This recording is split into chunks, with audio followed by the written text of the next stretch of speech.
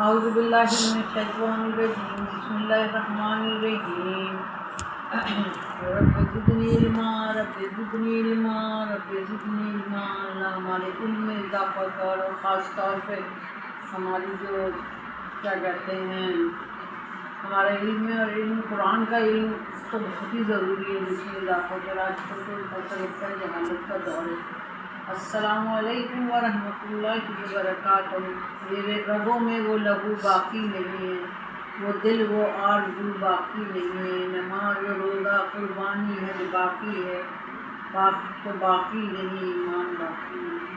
باقی ایمان تو ہمارا ہے ہی نہیں، کیونکہ جو چیزیں بتائی ہیں وہ تو یہ تو سب نماز روزہ ایسا لگنے لگا کہ وہ دکھاوے کی چیزیں ہوتی ہیں۔ باقی تو جو ایسی چیزیں ہیں جو نیکیاں کرنا جو ضروری ہیں، اور ہمارے تو ایسے پاکستانی تو ماشاءاللہ جگاڑ ہوں گے بھی، چائنا کی کمپنی نے ٹوائلٹ وہ کیا ہے مریضوں کے لیے اور بزرگوں کے لیے، جس میں وہ خود ان کے پاس جائے گا اور پھر اس کے بعد واپس چلا جائے گا، جب اسے واپس کیا جائے گا۔ لیکن ابھی پچھلے دنوں ہمارے تو قوم اتنی جگاڑ ہوا، ہم نے پچھلے دنوں دیکھا انہوں نے کرسی تھی، وہ کرسی کے اوپر ہے نا سیٹ ویٹ سب کی وہ اپنا سارا کچھ یہ مطلب سی، اور اس کے بعد پتہ چلا کہ اسے ہٹا کے سیٹ کو ہٹا کے وہ بھی بن جاتا ہے ٹوائلٹ۔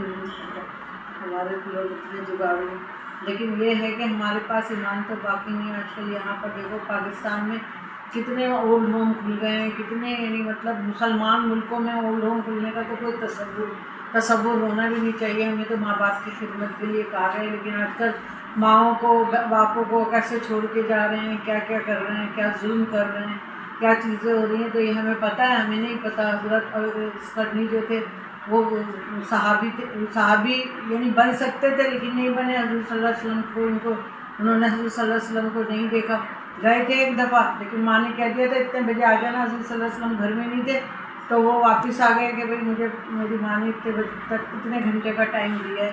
اور حضور صلی اللہ علیہ وسلم جب واپس آئے انہوں نے پوچھا حضرت عائشہ سے، انہوں نے بتایا اس طرح ہے کہ کرنے وہ عزیز آیا ہوگا، اور جنگ عہد میں انہوں نے اپنے دانت توڑ دیے۔ حضور صلی اللہ علیہ وسلم کی صرف دانت کی اطلاع گئی، لیکن یہ ہے کہ اپنی ماں کی ایسی خدمت کرتے تھے، ماں کے ساتھ ساتھ اپنی زندگی وقف کر دی تھی۔ انہوں نے کہا حج کے لیے تم لے جاؤ، تو وہ ہے نا ان کو راستہ کچھ نہیں بنا تو انہوں نے ہے نا خود ہی گود میں اٹھا کے اور حج کے لیے لے گئے۔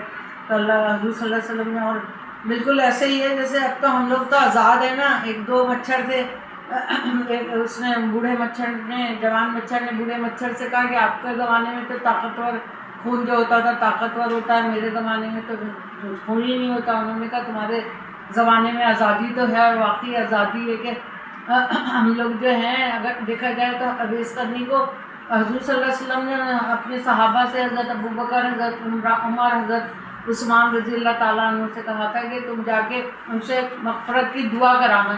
یہ تو وہ جب ڈھونڈنے کے لیے گئے اور وہاں جا کے ڈھونڈا تو ایک چرواہا، جب لوگوں سے پوچھا تو پتہ چلا چرواہا ہے جو بکریاں وہ کر رہا ہے۔ تو انہوں نے جا کے پوچھا تم اویس ہو؟ تو انہوں نے کہا ہاں۔ تو انہوں نے ان سے کہا کہ ہماری مغفرت کی دعا کرو۔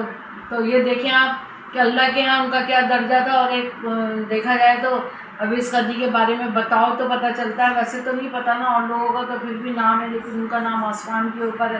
تو ماں باپ کی خدمت میں کیا ہے، یعنی ماں باپ کی خدمت جو ہوتی ہے، باہر کے ملکوں میں تو ہم کہتے تھے کہ بھائی وہاں پہ تو خون سفید ہے، جیسے ان کی چمڑی سفید ہے، لیکن یہاں اب تو مسلمان ملکوں میں بھی مسلمان لوگوں کے اندر بھی وہ والی بات ہی نہیں رہی، ان کی چمڑی کے ساتھ خون سفید ہو گیا ہے، جو کہ چمڑی جو ہے پاؤڈر اور بلشوں اور چیزیں لگا کے گوری کی جاتی ہیں۔ لیکن یہ ہے کہ ماں باپ کی خدمت سب سے اول درجے کے اوپر ہے، جس پہ اللہ تعالیٰ بھی ملے گا۔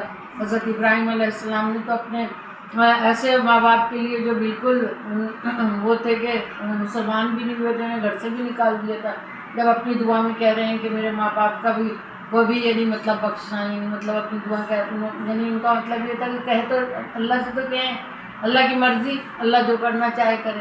تو ہم لوگوں کو بھی چاہیے کہ ہمیں ماں باپ کی خدمت کرنی چاہیے۔ اللہ حافظ۔